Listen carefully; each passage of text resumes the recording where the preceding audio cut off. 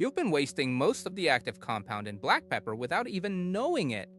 The way you use it right now destroys up to 95% of what makes it work. You've been using black pepper wrong your entire life. Not just inefficiently, completely wrong. And it's costing you most of what makes pepper worth eating in the first place. Here's what most people do.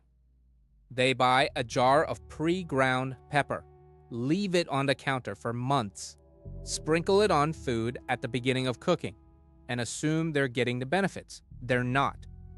By the time that pepper hits your plate, the compound that matters has mostly vanished. That compound is called piperine. It's an alkaloid, which just means it's a nitrogen-containing molecule that interacts with your body in specific ways.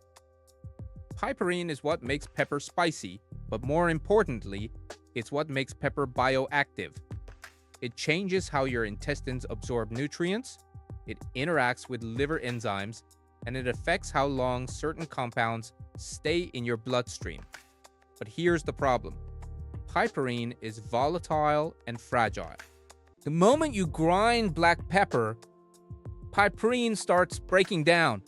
Exposure to air oxidizes it, light degrades it, and heat, the kind you use when you add pepper at the start of cooking, destroys it outright.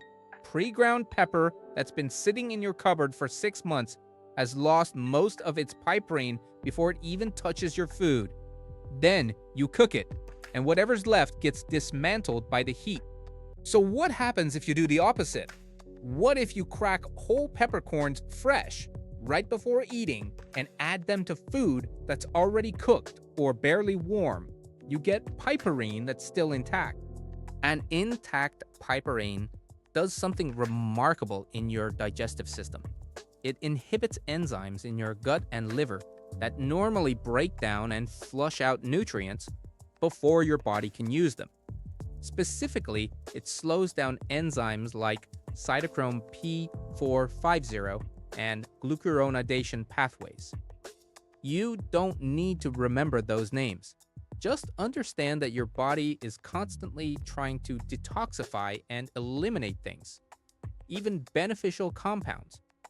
Piperine puts the brakes on that process, giving nutrients more time to be absorbed. This is why curcumin, the active compound in turmeric, becomes significantly more bioavailable when paired with black pepper. Curcumin is normally broken down and flushed out within minutes. Piperine extends that window. The same principle applies to certain antioxidants, vitamins, and plant compounds across your entire meal. Piperine doesn't create nutrients, it just helps you keep more of what's already there.